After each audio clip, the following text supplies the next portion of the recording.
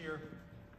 We started this season, I think opening day we might have had 13 or 14 kids. And I can remember telling CB, let's invite all these, just invite them all. And we'll see exactly what we get for total numbers.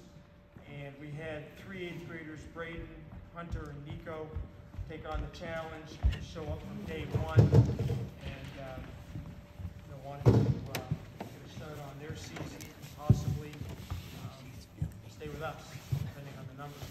And it was kind of interesting because with only 14 in the varsity team, that put us up to I think 17, and then we had some kids come in a little bit later, so we ended up with 21, which turned out to be quite a large squad, as you can see. So we ended up with plenty of bodies. But I do want to thank Braden, Hunter, and Nico for jumping on board. In foregoing a middle school season, which meant you'd be able to play in your own tournament under the lights in Wilmington, things like that. You're not going to be the kingpin that you would have been on the varsity team, that you were going to be on the middle school squad. So I know that CB's team, he is training the next generation that will work with those 3 kids, and they would have had clearly a much more successful season at the middle school level with those 3. But it was to our benefit, and they were certainly ready. And were full-time players. None of that swinging business that we had the previous year. So appreciate the 3 of those boys, and that's part of our future for sure, along with all the freshmen. Stephen Oyer and Carson McHale, Chris Eckert, Tucker Magnet, K-Man Lackey, Max Nido, AC Reynolds, Zach Mercier. I think I have them all. It's one of the larger freshman classes that we've had in quite a few years. So between those 8 and the 3 younger kids, plus whoever else plays coming out of the 8th grade next year, we're going to have quite a nice nucleus going forward, for years to come. So it's exciting. 25%, I was looking through some of the stats, and 25% of our goals this year were scored by 8th graders, which, yeah, you can't hate that. That's good. It's going to be great in the future. In our freshman group, Stephen, this was his 2nd year. I mean, they're almost like grizzled veterans. They've already had a year of varsity under their belt. Stephen and Carson, Chris and Tucker, and K-Man, Max, Pacey, and Zach, their 1st year full-time varsity. And a lot of experience. When I look at the stat sheet, there's a lot of experience here with these younger kids, playing 16, 15, 9 games. Pacey and Max 6 and 4, and K-Man get into 15 games. Tucker same, and Chris 15 as well. Stephen and Carson managed to make it to every game. So there's a lot of game experience there that is going to bode well for the future for sure. In the junior class, let's see, sophomore class, Jerry Mosier, right? Our lone, Jerry, we're going to put a celebration for you when you graduate. The lone senior out there, a couple of years. So Jerry had himself another good season this year. He is a grizzled veteran. This is his 3rd year now after starting in the 8th grade. In our junior class, which was just the upperclassmen that carried the day in and day out, Garrett Ryan, Lucky Lucchese, Noah Dornberg, Garrett Cunningham, Cody Magnet. I was glad to see that Garrett Ryan made noise in the spring about, where's Garrett? He made noise in the spring about playing, and I was excited to hear that because we knew we were going to need numbers, and Garrett showed up, and I know it's been tough being at the Career Center. He'd come into practice generally late because not his fault, just the way the mover schedule ran and where it dropped him off, and so on and so forth. But stayed with it right to the end of the season and progressed tremendous progression throughout the year. And Lucky, this is his second year on the team, and Lucky's still being new at the game. He's learning, he's getting better with each outing. Noah Dornberg, Noah and Garrett in the middle of the field, tremendous all year long. Defensively, and we'll have him back again, obviously, anchoring the middle next year. Okay. Noah always a threat with his big foot. Okay. Scored some. And you're going to be bigger and stronger. That's right. Score some more goals next year, 4 this year. And a terrific defender, really strong in the air. Garrett Cunningham, one of our best defenders this year. You know, quiet leader, a lot like Noah. It's very tough to get past. I mean, he was just tremendous in the back this year for us. And Cody Magnet, Cody carried a lot of the burden in the midfield for us this year. Tried to control the game. Sometimes I thought he was trying to do a little too much, but I think that's just the way Cody is, and felt like I've got to do more. I've got to do more for my team, and that's a lot. That's a lot to ask, and he did a tremendous job this year. And he was our leading scorer as well, with 12 goals and 3 assists on the season. So he had a really strong year. And then the seniors, you know, I was looking through some of the John Werner championship pictures. You know, and it's really interesting to look at. I mean, they were just boys. I think it was 2019 when we won the tournament when they were freshmen, correct? Yeah. And to look at them today, I mean, they're young men now. I mean, it was really like almost laughable. But that's the way it is, you know. We go from 14 years old to 18-year-olds, and you know, just like that, and it's over. But they've grown into young men, some great young men. Left us with really, really great memories. Cooper, you know, my wife, I think, said it best when she came home one night from one of our games, and you know, she's always giving me some feedback and different players, what she saw, and so on and so forth. And she described him as scrappy.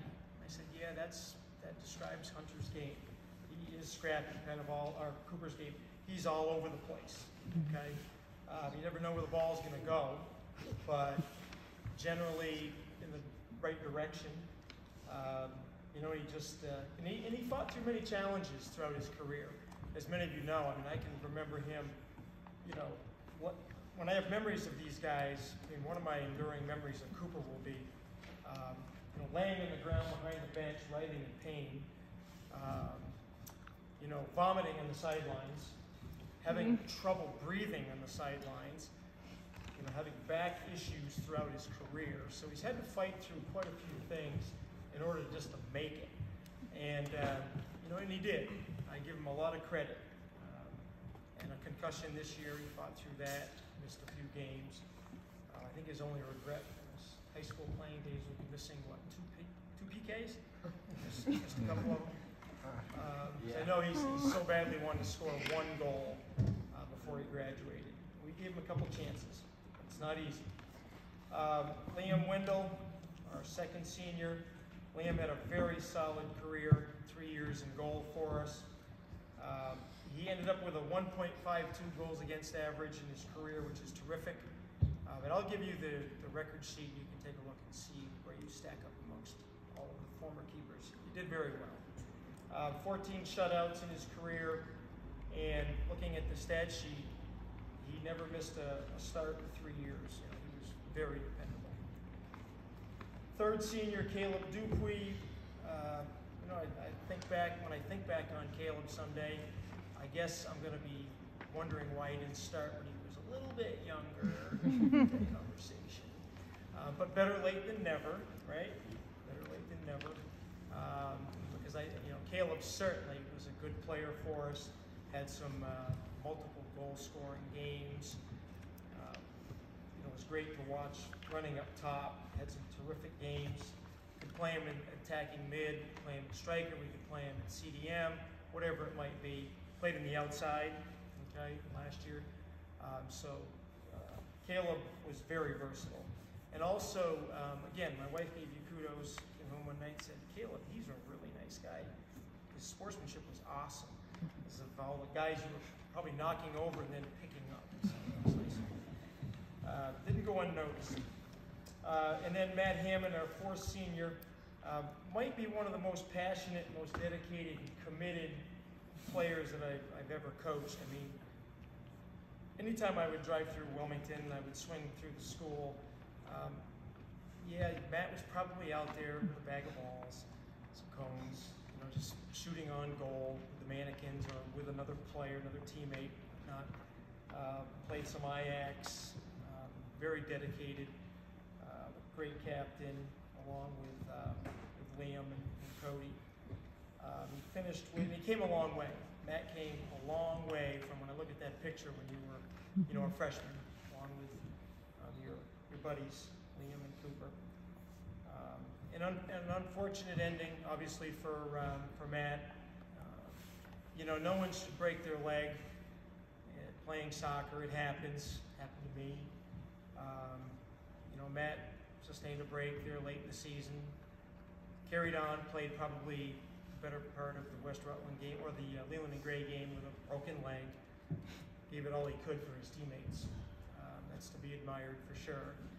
I'm not sure if his mom would agree. Yeah, shouldn't happen to guys that are as passionate, as committed as Matt, but those are the breaks, man. So those are our seniors, okay? They were all solid teammates. They weren't always perfect, but we did have a lot of fun. They were very resilient, respectful of each other, very supportive of one another. Especially, I thought the seniors were really good with the younger guys, which is key, very important. And they were very, very coachable. They've been coachable their entire career, our seniors. They leave with a 42-16-3 record, 70% win percentage over their 4-year career, and they were part of two titles, so not too shabby for sure. They leave a nice legacy. And as far as my captains go, Cody, Matt, and Liam, they did a terrific job this year, because it's not easy. We all know it's not easy being a leader, okay? It can be an uncomfortable position to be in sometimes, but I thought that they did a really nice job of leading the boys and getting them to buy into our goals, and motivating their teammates. So kudos to you guys. Chenilles, I want to give out some chenilles to players who, this is their first go-around as varsity players. So if you'll come up and get your chenille. Nico, come on up. And Yeah, kick off! Yeah, kick off! and Henry Roth.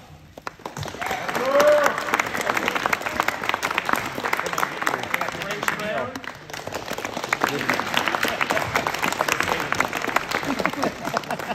Garrett Ryan.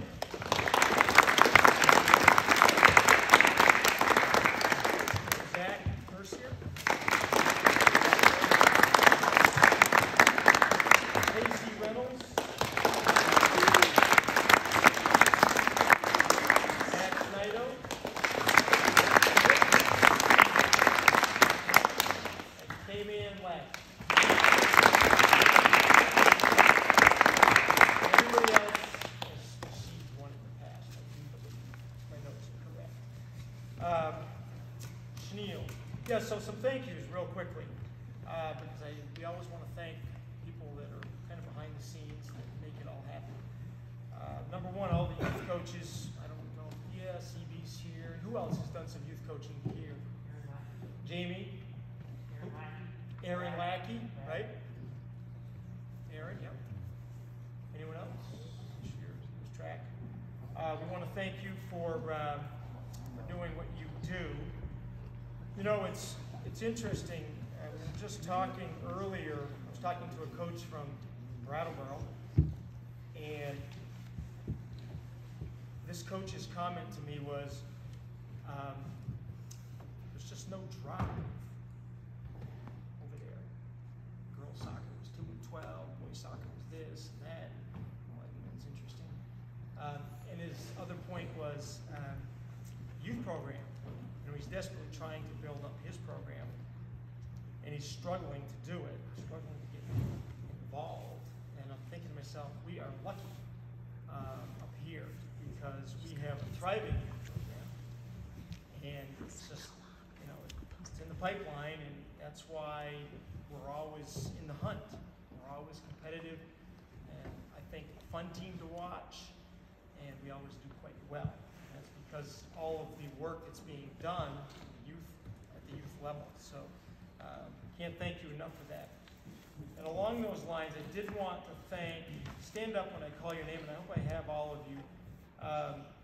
Cody, Noah, Jerry, Liam, Carson, Tucker, Stephen, and Max. Yeah.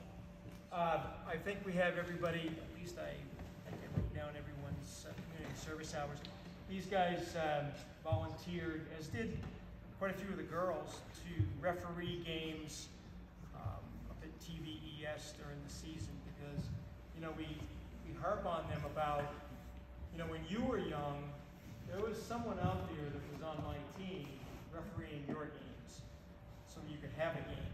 And I know it's not easy, but I think it's important that you referee, so that you get an idea as to just how difficult it is. And I think that helps with our reputation with referees, and I'll tell you more about that in a minute. But I want to thank you on behalf of the children that play Valley Youth Sports for stepping up, grabbing the whistle, and doing the best you can with a tough job. So, round of applause.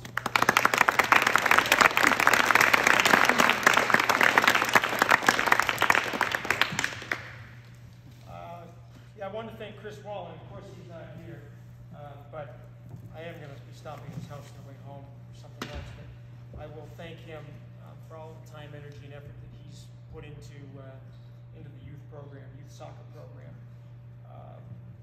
Whatever he does a lot, and I know he spends all day Saturday generally at the field, making sure things run smoothly, unless he's out of town coaching himself.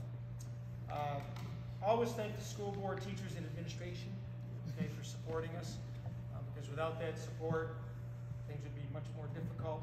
So we appreciate support from those folks. I want to thank the Booster Club, in particular Danielle, Jess, and Aaron, and anyone else who might have helped. Yes, we do have the best Booster Club around. It was nice to see it back open, full glory this year. I want to thank Erin for accepting my texts and asking her to put something on Facebook or wherever you put it, Erin. I appreciate that. I know that's the world we live in. I don't even send home letters anymore. I try not to anyway. Just give it to Erin. Disperse it. So our Booster Club, the money that they raise, we just went to the Vermont State Athletic Directors Association Leadership Conference. I just got back yesterday. We took Garrett and Noah and a couple of the girls, Leanne and Bianca, up to that, and 235 other student athletes from around the state, and Booster Club pays a fair share of that. The majority of that bill comes from our treasurer, Brad, who does a fabulous job. I thank you for all that. Pays for some of the awards, of course, and they kicked in some money for the new scoreboard as well. Okay, so thank you to the Boosters. How about a round of applause for?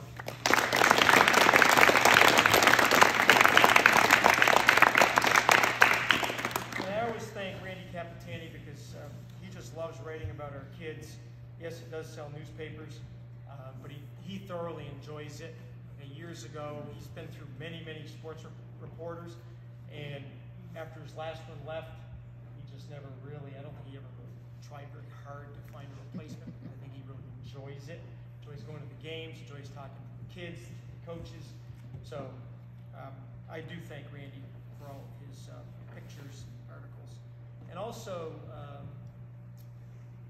the young lady that was doing it, Stacy Birch, she had some pictures too, if you want some pictures of your, maybe you've already seen them. She took some pictures during the season, some action shots of your kids playing. So check that out. Probably online, I would assume. Bus drivers, without the bus drivers, and busing is an issue. we all know busing is an issue. I've had to cancel some games at the middle school level this year because there were no buses. So Kathy, Ruth, and Robin, they're just terrific. And we get help from Bennington, from Dufour when we need. And sometimes they're strapped over there as well. So that's just, it's difficult. So it is what it is. I want to thank those who had a hand in the new scoreboard. John Green in particular. Is John here? Not here. John made a sizable donation to help pay for the majority of that scoreboard. It wasn't cheap. I want to thank Bob Magnet and Buzz Furlong for some advice, because I needed it. Chris Walling helped out with demolition of the board with John Green. Matt Beatty, who owns Lakeview Landscaping, did an awesome job of putting the beams, the I-beams into, to watch Matt Beatty with his little excavator take a 300-pound I-beam that was 20 feet long and put it into a conduit. It's 12 inches wide. It was something to see. It wasn't easy. He did a great job doing that and digging the trench for the wiring. Rob Bulliani, who did all the cement work, okay? And Swan Electric, who just the other day finally finished permanent wiring on the back of the board. So, and also my guys that were there in the heat of summer, Carson, Garrett, Noah, and Steven, who helped out. And then we went over and had a nice meal. Thoughts. So it took a lot of people to clean that board up. I want to thank Liam for transporting Jack. He kind of fulfilled the role that I think of Casey Sibilia, one of the more recent players who just took Jack home all the time. And this year it was Liam who transported Jack back and forth. And of course, Jack has some gifts.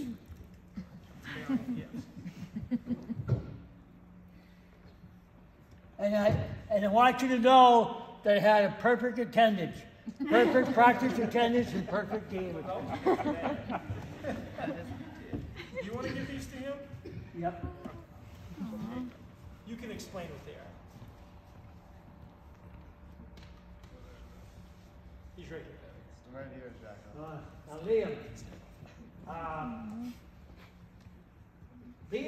Liam took very, very, very good care of me. He made sure I didn't fall or get hurt.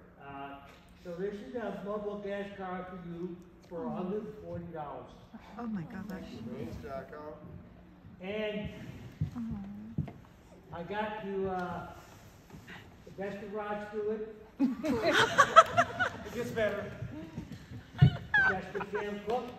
And the best of Marco the Vandellis.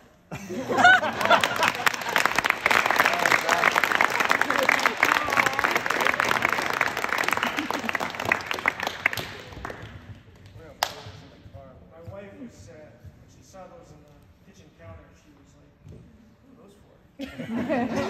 They're for Liam.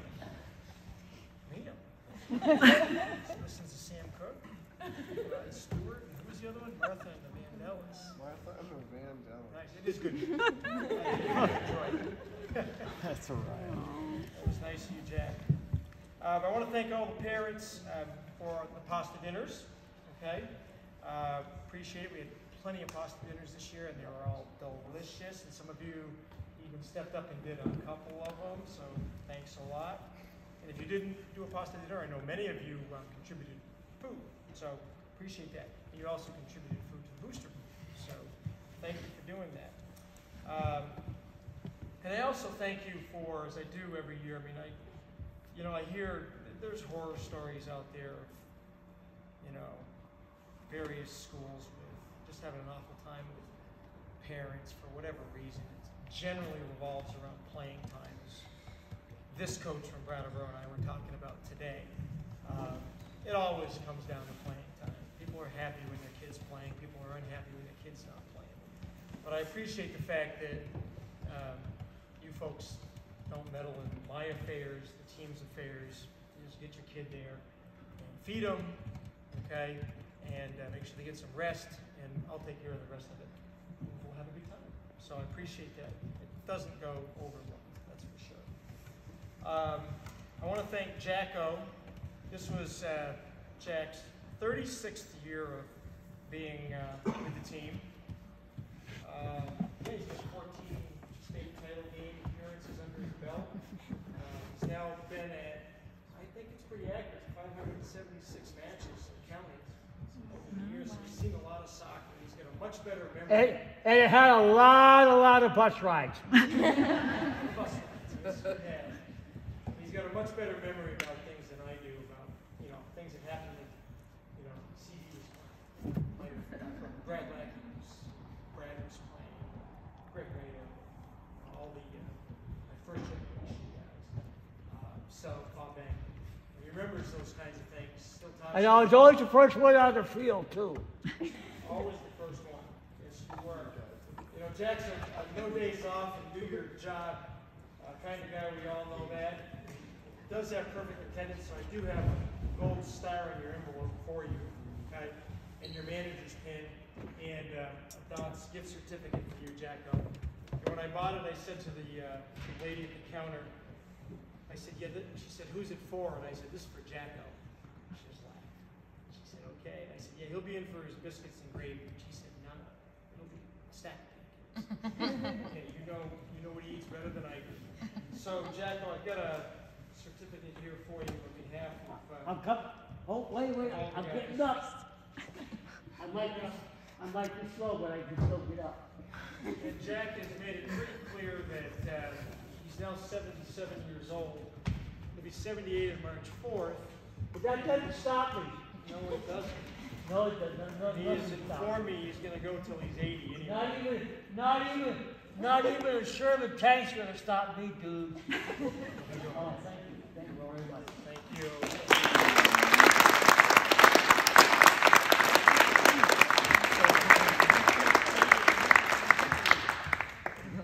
Let's see, where am I? Oh yeah. Ball persons. Alex Sullivan, Colton Cunningham, and Colton Corey. I did want to thank them. I thanked them in the field on our last senior night. Are they here?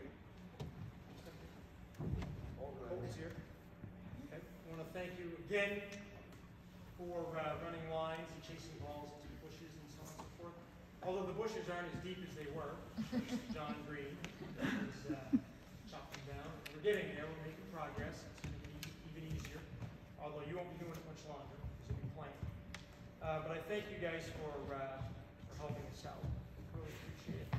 I hope I didn't forget anyone with the thank yous. As far as the season goes, you know, I think you'd all agree that they were a joy to watch, these guys, throughout the season. I know I've got the best seat of all right there on the touch line. I love coaching them, love watching the games. That's what I do it for. You know, this group never gave up in any game, fought right to the end. A lot of grit, a lot of resiliency. Appreciate that. You know, like, as always, when Matt and Liam and Cody did the goal setting in the shed back in late August, before we started playing games, you know, the bar was high. Some of the goals were, I thought they were very attainable. I had no problems. The year before, I thought they were a bit much. I thought they were going to score like 1,000 goals. It's like, no, I don't think so. But I had my goal sheet here somewhere. I'm not sure where it went. But anyway, the goals were really attainable this year, like I said. So, you know, kudos to the boys for leading the group in that department. You know, we shoot for the moon every year. You know, like the waitress when I was buying Jack's gift certificate said to me, she said, how'd the team do this year? And I said, well, we're done. There's an early exit this year. And she kind of chuckled and said, yeah, well, you're spoiled. She said, you know, you can't win it every year. Yeah, we can. You know, it's like, yeah, I know. I get it. You're right. We can't win it every year. It's just that it's something that, you know, we hope for and we expect, and we always strive to be the best that we can possibly be. You know, we had a little adversity this year with the injuries. You know, Matt's broken leg, Cooper's concussion. You know, Carson had he had an ankle injury that just really wouldn't go away, but he played through that. But other than that, we were a pretty healthy group, to say the least. So I was real pleased pleased with that. Not a lot of drama in this team, not a lot of nonsense, just a good all-around group, great team effort, start to finish.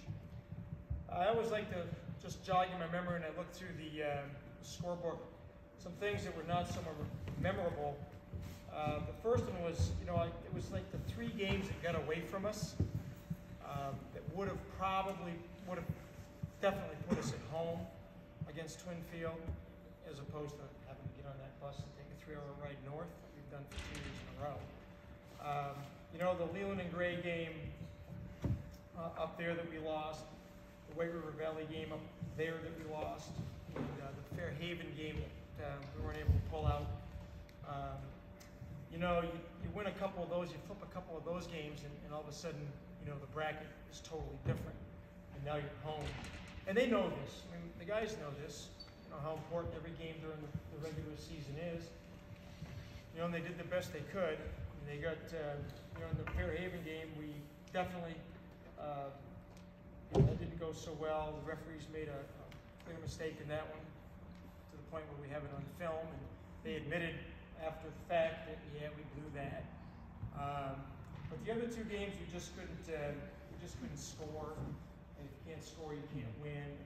You got to give credit to White River Valley and Leland and Gray in those particular games.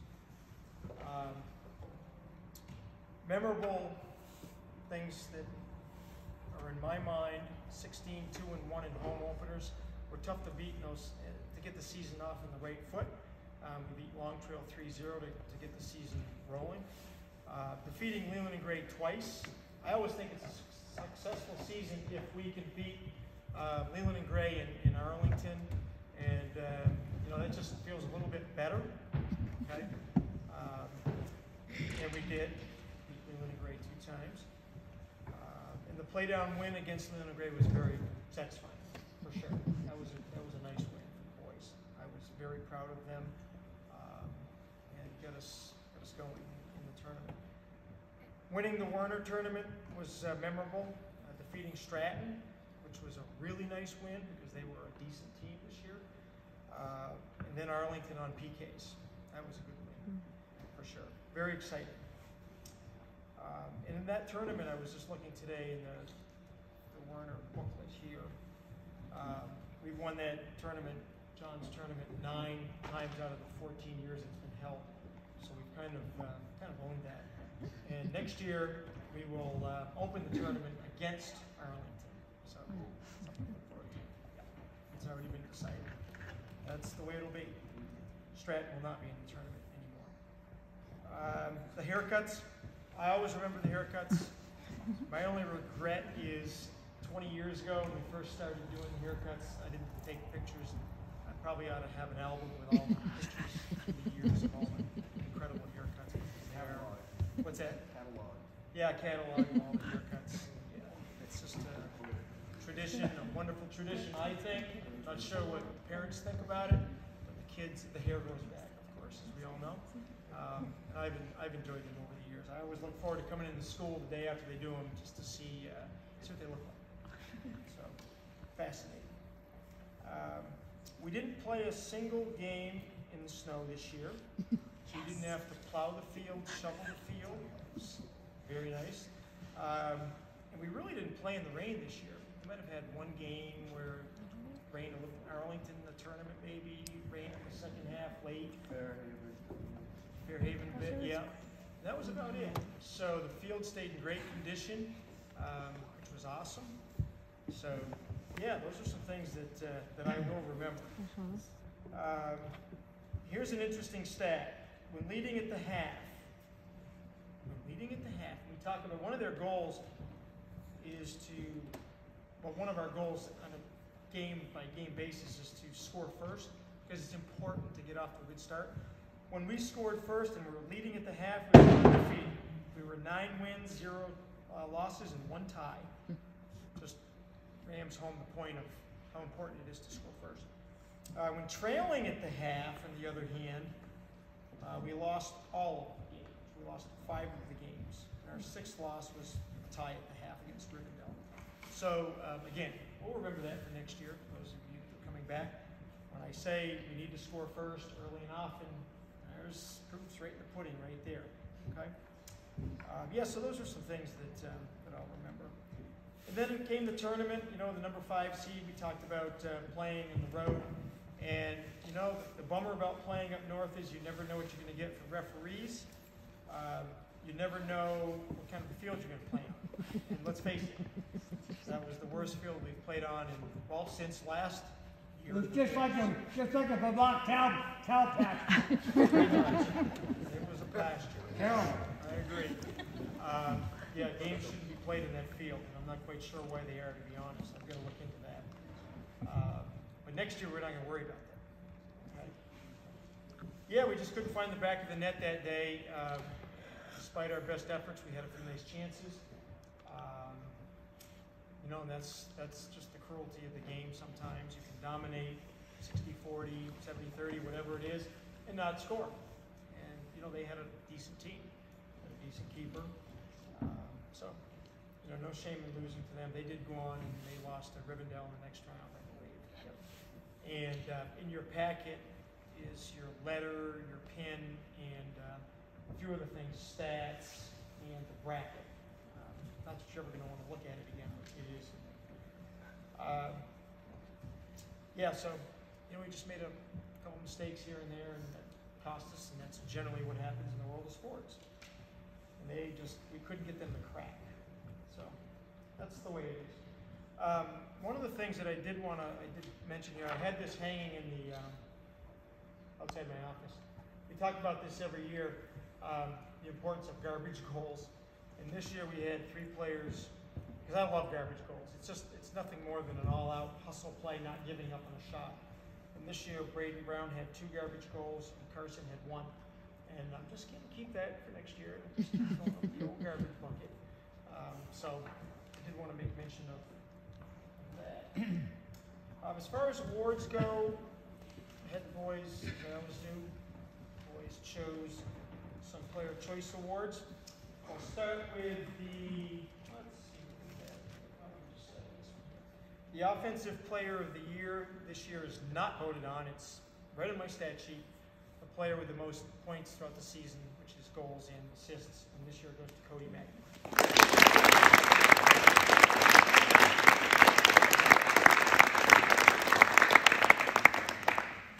The next one is the most improved player, as chosen by the team, and I couldn't disagree more, is Garrett Ryan.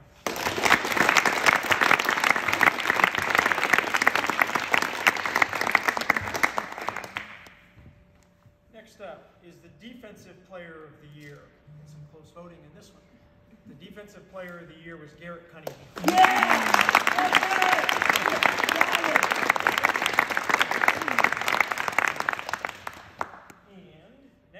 We have the top newcomer of the year, and that goes to Braden Brown.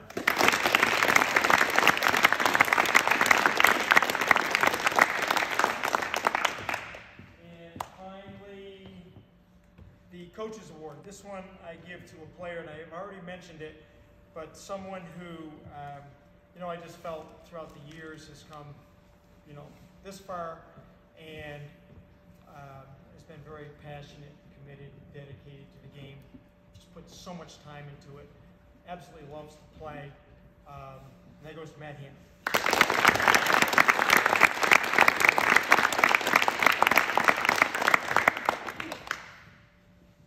All-star voting, all-league voting. Now, I mention this every year.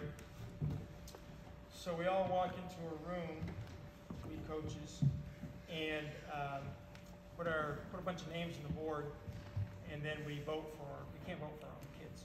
So the way the SVL works is I can only vote for kids from Bellows Falls, Rivendell, Big River Valley, Leland and Gregg. And then they can vote for my kids. And this year we were fortunate. We got more people on the teams than quite a few schools actually. On the second team this year, all SVL, was Noah Dornberg.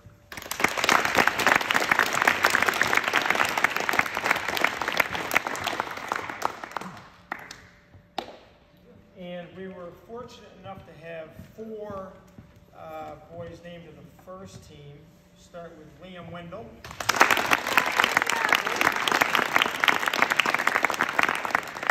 Garrett Cunningham.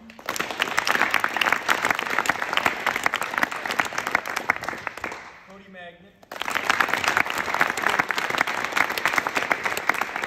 And Matt Hammond. A quick little story on this, for you younger guys in particular, okay?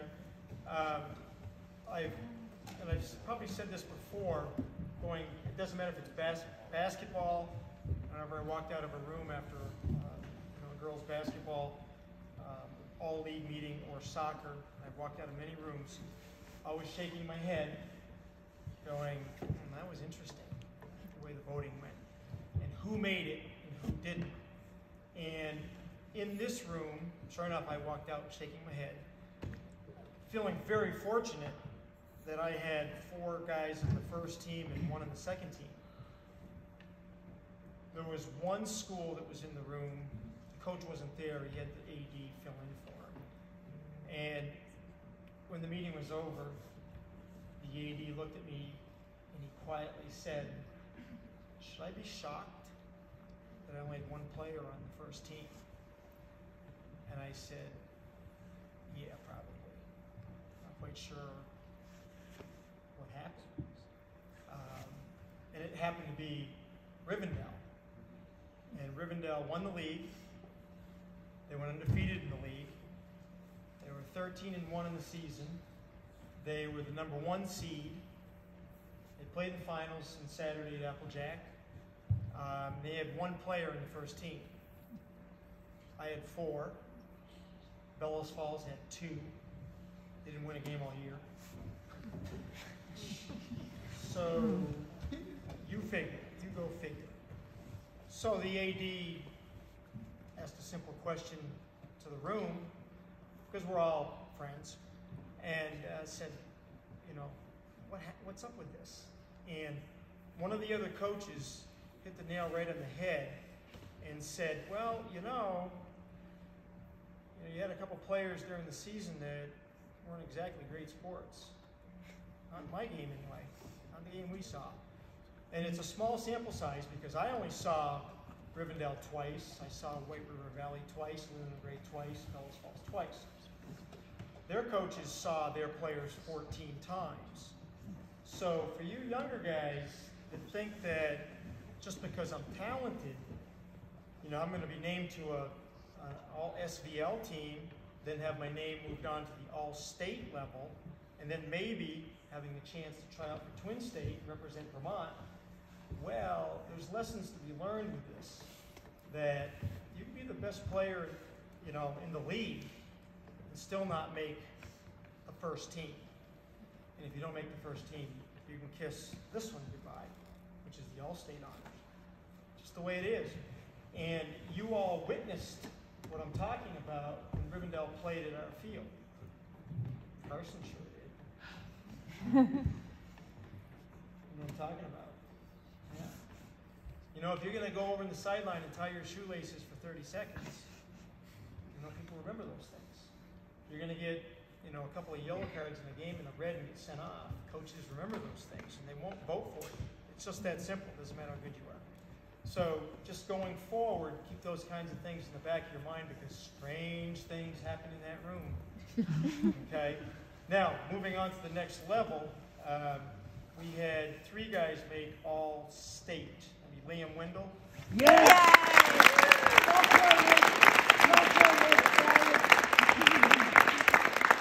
And Cody Magnet. Go Cody! And Garrett Cunningham.